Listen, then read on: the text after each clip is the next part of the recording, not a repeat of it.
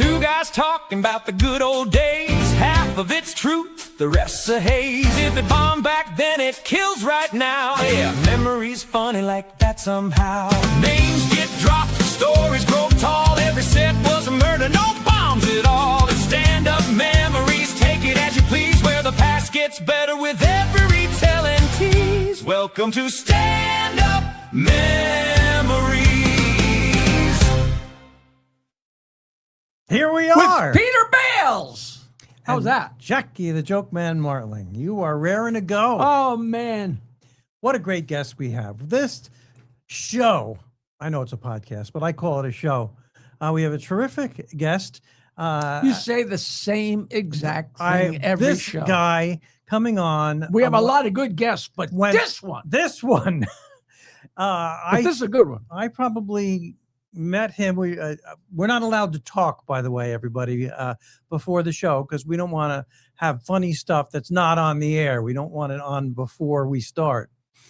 But briefly, I said to our guest, so far you haven't plugged your college. I will. My comedy school will don't do it now. Plug. We have a guest. But anyway, let me bring on our guest, and I think we met when Ronald Reagan was president, and we'll clear that up. Ladies and gentlemen, a very funny man, a very talented man, Jeff Penn. Come on, let's bring him up here. There he is. Hello, I'm not getting any audio. I have an audio problem. Oh, here. no. But I just heard you say I'm not getting any audio, so that means we have audio. Hit your buttons. Hit all the buttons. Not that one. It's true. We finally have a guest with less technical expertise than you and I, It's Jackie. kind of refreshing. Hello. No audio. No audio. You're alive. You've got it. We can hear it. Alive and kicking. Let's do it. Jeff Penn.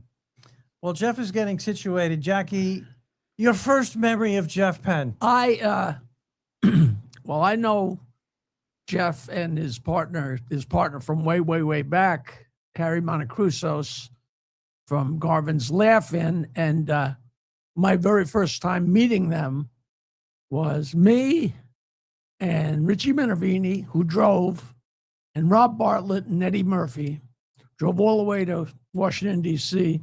to audition for those guys. And I drank so many beers on the way down, like Eddie was flabbergasted. Jack, how many is that? Another one? How many is that?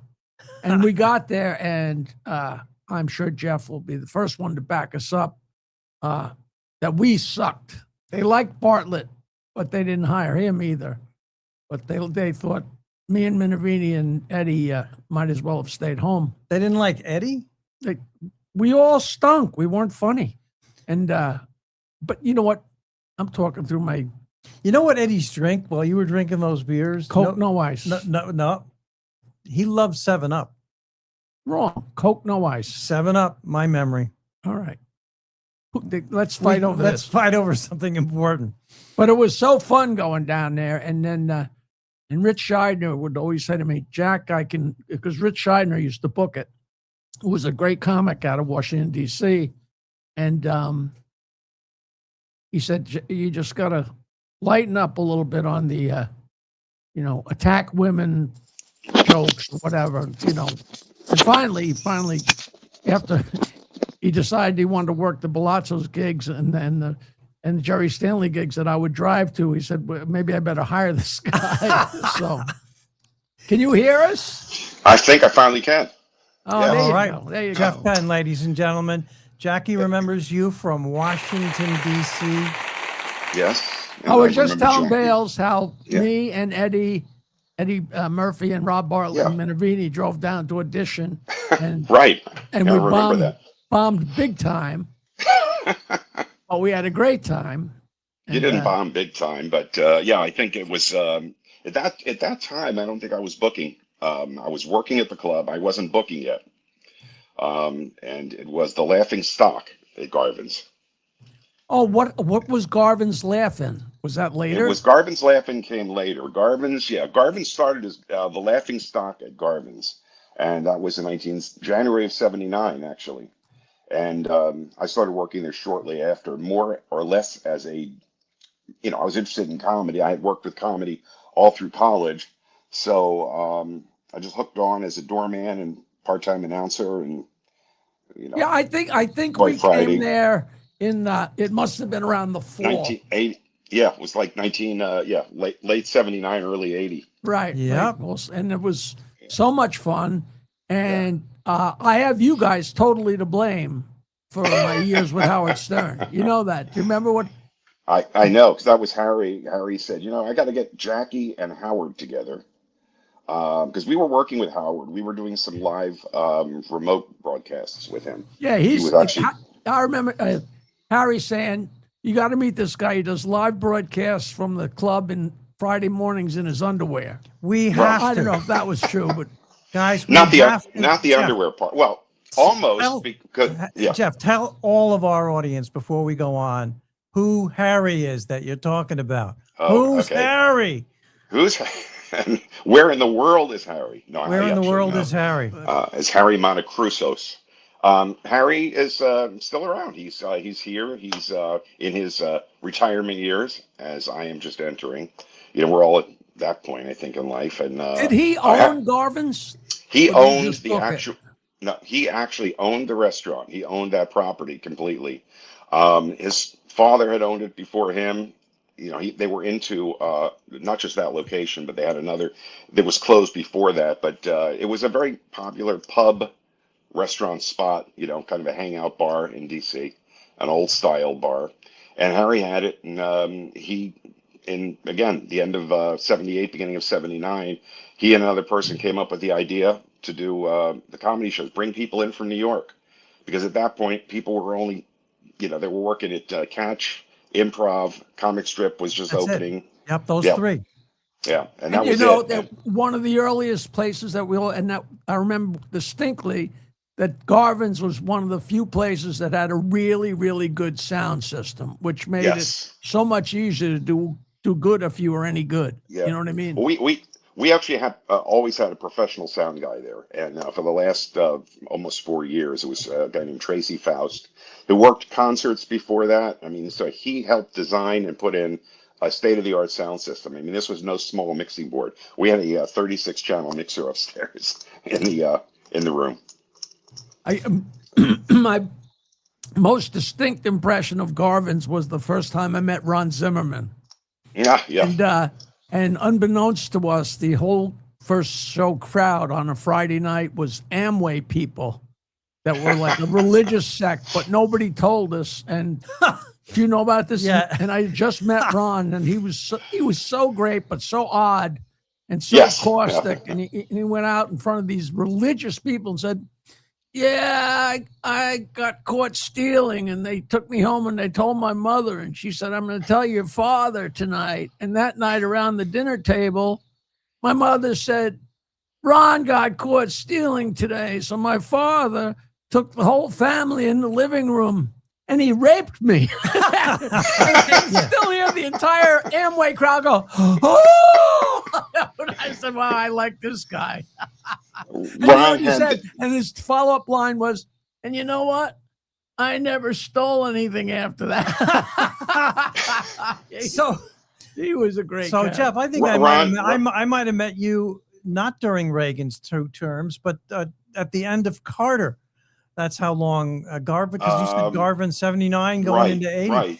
Yeah. Exactly. 'Cause I think we first met. It was that first year. Yeah. Probably 79 into 80. Yes, exactly. So much fun at that place.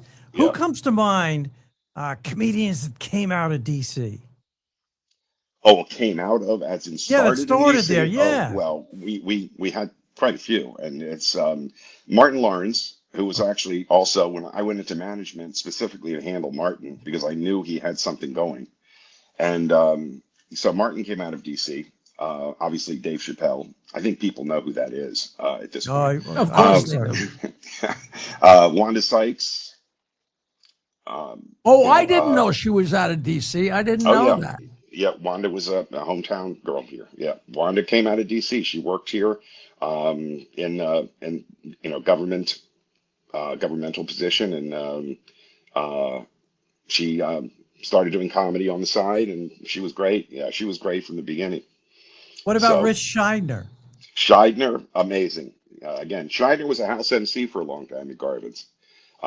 He was more or less our guy. He helped run the shows. He helped And he put was things helping to book together. the guys out of New York, right? He absolutely was. After the original person that was with Harry left, Rich took over. I was still there. Rich was in New York at that point. Had moved up from DC. And then when Rich finished, I took over. That was in early '81, late '80, '81, and I was doing it from that point forward. And yeah, so yeah. Now, So, what but about Rich, Bob Shaw? I know Harry was. I yeah. think Harry wanted to marry Bob Shaw, but was he a DC comic, or did Harry just really Oh like no, no. his Bob started in New Bob York. in New I York. actually found Bob when I was in college at the University of Maryland in mid '70s. I saw Bob at a show at George Washington University, and I never heard of him, but it was a Catch a Rising Star tour. Catch used to put something out to colleges called Catch a Rising Star on tour, and they would right? send out, they were unknown comics, and they always had an unknown singer and a piano player. They'd send it out to the colleges, and Bob was the first person I ever saw. And that Bob and Larry Ragland, if you remember Larry. Larry Ragland, a Wow, Yeah, terrific comedian. wow, yes. So, that goes way back, man. oh yeah. So Bob and I Larry, became good friends. yeah. Yeah. And that's one of the things I said, I know a guy, he's, would be brilliant in the clubs, but he's only done colleges and professional gigs, and the comedy clubs in New York. And we Bob brought him. Shaw. I want to say Mhm. a word about Bob Shaw. I saw him before I was in comedy as a customer at the original Yeah. Improv, and an amazing host, Yeah. incredibly funny. And I want to give this man, I believe we've heard so many comedians do bits about going to the dentist and getting Novocaine and then getting hmm pulled over by the. He was the original one to do that. The And original one with the effects of medication. And yes, yes, yes, exactly. he was. And and I know that he went out to LA with a comedy hmm friend of ours, Don McHenry, and had great hmm success as a film screenwriter. And Yeah. Yeah. who And he was wrote for, the yeah, yeah, he and Don wrote a couple of films for Disney. They Yeah, did they did. right Bugs Hercules, A Life? Bug's Life, right? Yeah, Right. great films. Yes. Now, Yeah. and I Bob remember Shaw. after a certain amount of, I don't know the timeline, but after a couple of years, Crazy Dan the Marine opened up across town. Right? It's Crazy With a Dan. comedy Yes. club that was on the second floor with a strip club on the bottom floor. Oh, And he absolutely. was just the weirdest. He was a nice enough guy, but he was a Yeah. Marine. Yeah. And he And he wouldn't let ran you that do more place than like 25 minutes. 25 minutes, that's what it takes. And then you get off. And that, which was fine. We didn't care. We just wanted to get drunk, yeah, right. Well, there are so many stories coming out of all the clubs. That one particularly because Dan did run it like a Marine, so everything was succinct and everything was perfect. And if you think strip club, you don't think Marine running a strip club. I mean, No, and no. the biggest impression it ever had on the comedian, I don't know if you'll remember, but when he had it on the second floor, there was no green room. The only place to sit in between shows was in the strip club. Right, And right. yeah, so comics used to hang out in the strip club. And I remember it was a good story. One year early on, he had Rosie O'Donnell coming from New York, and Not Rosie working the called. strip club. No, no, no. Well, wait a minute. No. Not working the club, but she called afterwards to say, "Can I come on over and hang out with you guys?" And we said, "Sure." So she came over and she said, "Oh my God, you don't know what I just went through." And I'm like, "What did you go through?" And she said, "Well, I had to go eat my dinner in the strip club." She said, "I had a seat facing the stage." She said, "I just watched a stripper pole dance. And then when the pole dance was over, she was forced to take Windex and paper towels and clean the pole before the next dance." Now, did Rosie volunteer to do that? Jackie. All Wow, right. that was just some Please. crazy times, man. Oh yeah, yeah. Uh, Now there was a And, really pretty woman who booked Dan's place, and she wound up marrying somebody, and I forget. Do you remember who? are you thinking of Dan's place? Or are you thinking of the original Garvin's with Sandy, a woman named Sandy? Oh, well, maybe Sandy was over there visiting Dan. Sandy Monologue, Sandy Kalanick was and her she was name. really pretty, right?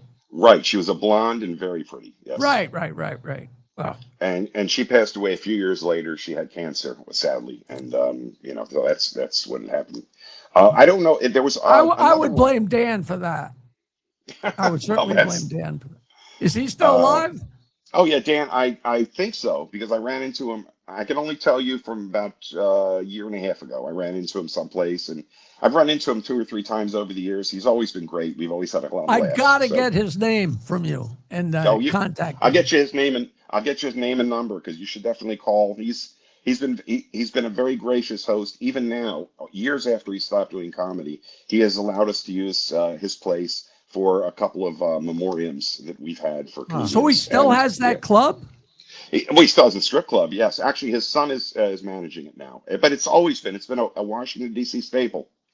Wow. Maybe staple's probably not a good word to use when you're talking about strip club. Yeah, because that's in the middle of the Playboy. It lasts. Yeah, right. It's nonpartisan, and that's why it has lasted so long. So, right. So, Jeff, how long did Garvin's last?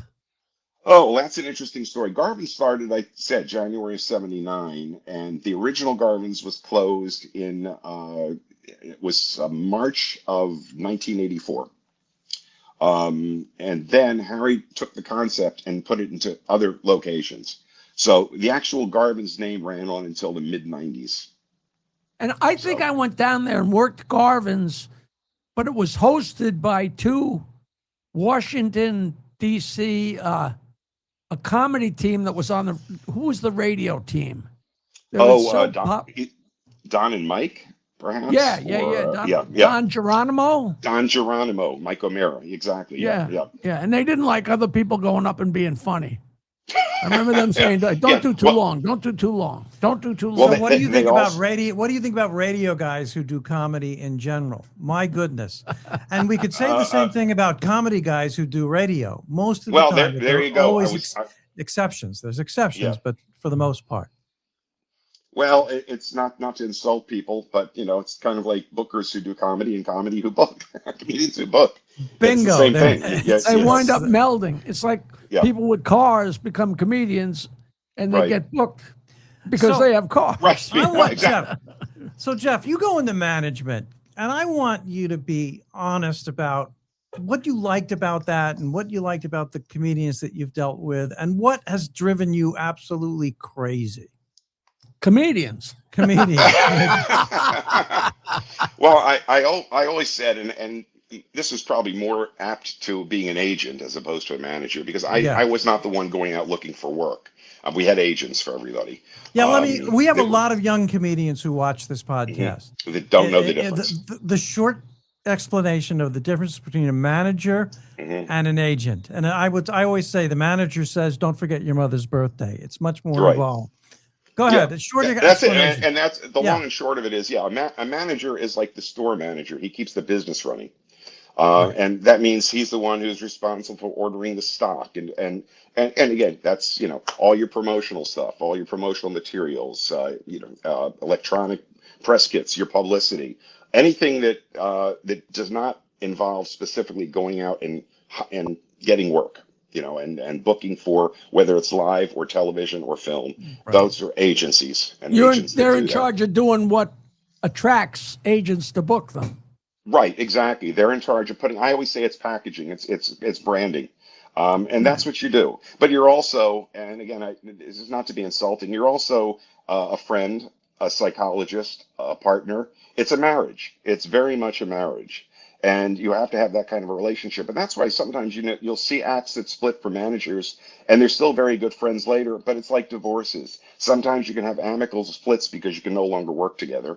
And other times they're not so amicable and then you have problems. But it really is. You've got to maintain a personal relationship. You've got to be, as a manager, willing to take the call at 1 o'clock in the morning or 3 o'clock in the morning. You've got to be able to look after the person who you're managing, as opposed to an agent who's going to tell you, call me Monday. Because and both both jobs, both positions are essentially commission related. So it's one of the reasons why some people don't understand when you get into the business. If you have a manager and you have an agent and you have a publicist and possibly a business manager, you're losing 50% What happened to my what money? you. Yeah. I got a buddy that manages, or maybe I think he still does, a Jamaican act, and he's probably bailed him out of jail 5 times, but Yeah. that's a personal manager. That's a guy you call. Yeah, It gets I mean, a I little had bit, it gets a little touchy, a little controversial, even if you talk about people who try to be both a manager and an agent at the same time. Well, there's a large lawsuit that's been going on for years in California about the booking the Talent Agency Act out there, which specifically prevents agents and managers from being an agent. It's really anti-manager. It says a manager cannot acquire any paying work for the act. It has to come through an agent, and it's there to protect the agents from someone who comes in and decides to do it all. So, but there's a lot of flaws in it. And it should not be.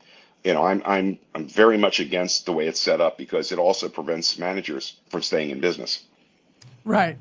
And plus you have to depend on the comedians being, honest and true, and every piece of the puzzle, people have to do what they're supposed to be doing, which is a good trick in show business, Well, and you just said it, yeah, but as much as the comedians have to be honest and true, the managers have to be honest and true. Right. And again, that's the whole thing. You have to be able to trust the person you're working with. Agents, it's give and take. Money's going to come in from contracts. Everything's on paper. Everything's on paper should be with a manager as well. The difference is they're really responsible for your business manager and making sure, your accounts are up to date. Everything is settled properly, that your financial business is in good shape.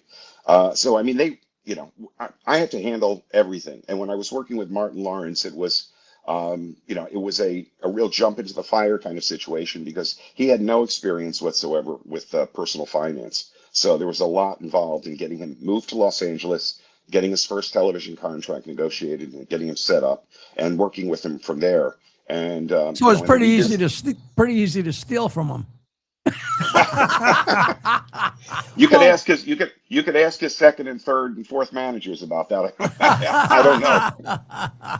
Well, the comedian has to commit to the manager, and the manager has to commit to the comedian.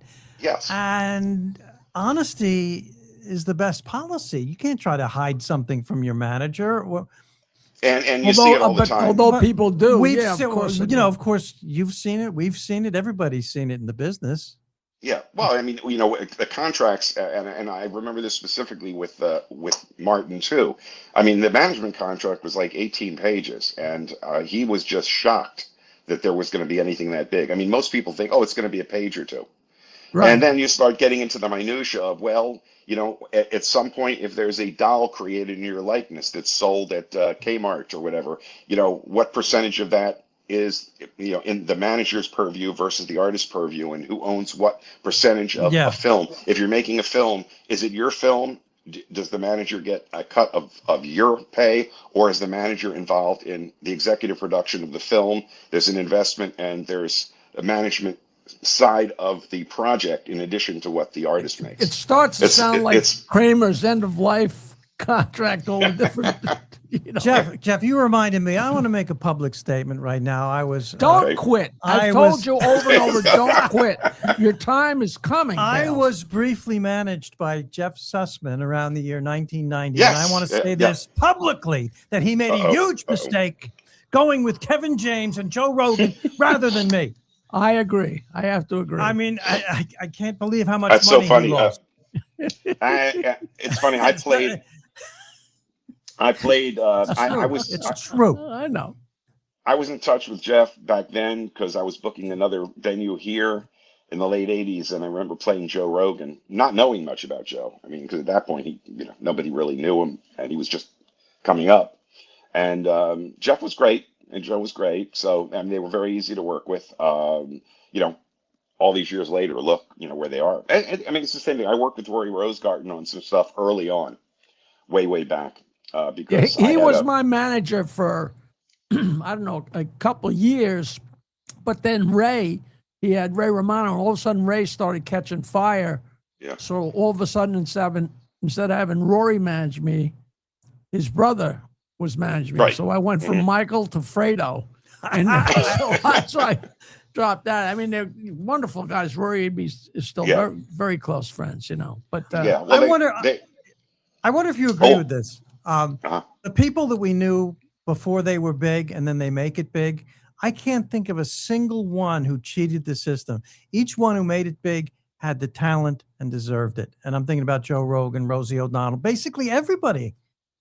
Can you think of anybody who? you mean who not like somebody got a free pass? Nobody got a free pass that I know.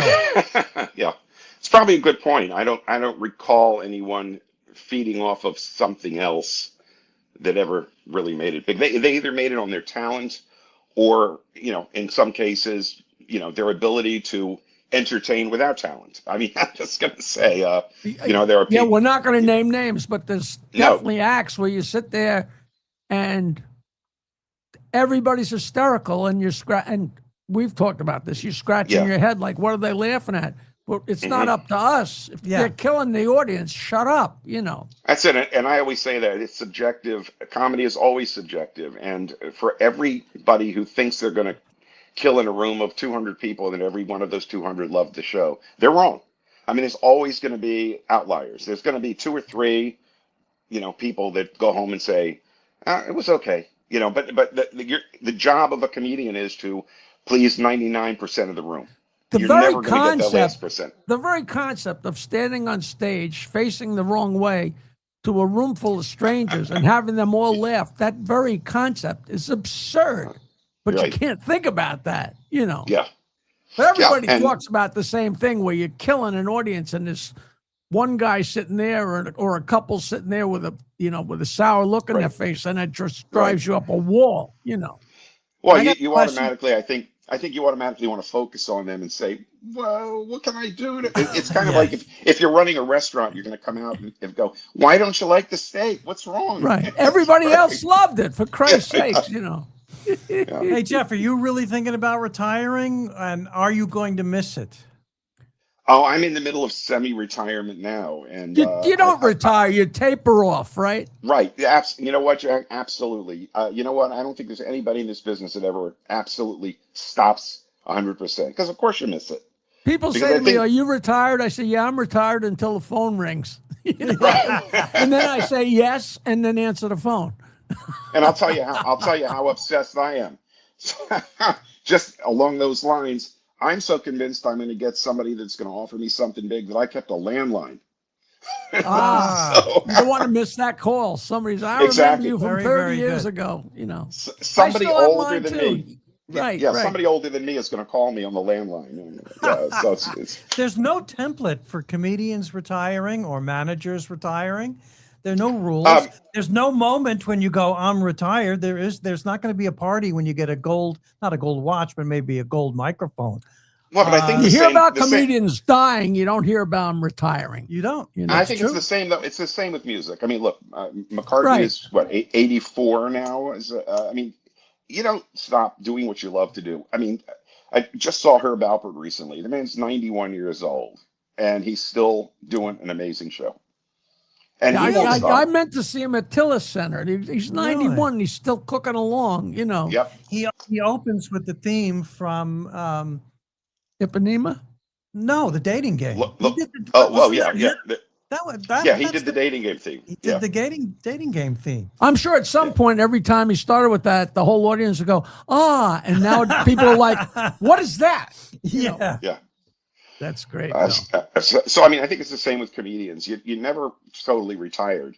You may look, Elton John retired, big final tour. No, but he's been playing probably at least once a week at something. Right, of course. Because if you enjoy playing, you enjoy playing. You enjoy performing, you enjoy performing. You're going to go out and do it because it's. If you don't have the love for it, then you shouldn't be in it in the first place. Right. George Burns said he retired when he was 15 years old and went into show business. That was his famous quote. Yeah. But I got to tell you, when you do perform, you get, and when you're older, you get signs that maybe you should think about retiring. I just did an assisted living facility. Great show. I'm walking to the parking lot afterwards, and these two guys in white suits grabbed me and tried to take me back to my room. Wow. And one of them said, I hope you're not still doing the bowling shoes routine. Yeah, one of them said, Well, I heard that joke in 1979. Peter, At Garvin's. that'll teach you for trying to steal an oxygen tank. So Oh, we shouldn't love try to. Garvin's. You know, and it's so funny because I don't remember distinctly, but that was a long drive, and I would work the weekend and we'd do 2 shows on a Saturday night, and of course I would be drinking after, not during the shows, but after the shows, and then drive home. But it was 6 hours. But that, it was like falling off a log. You just did it. I don't know. I don't know if I should say, Jeff, I want to ask you something. I remember this. I noticed it. I thought it was odd at the time. The famous Harry at Garvin's. He was the only club owner I ever knew who wore a gun, who had a gun tucked in his pants in plain view. Do you? Oh yeah, absolutely. You know what? I never thought about that, but I remember that now that you're saying it. Some of the crazy owners, they didn't have a. I don't think he trusted the kitchen help. He didn't even spring for a he didn't spring for a holster. I mean, no, he actually had a couple of very nice. He had a couple of very nice holsters, couture. I mean, really.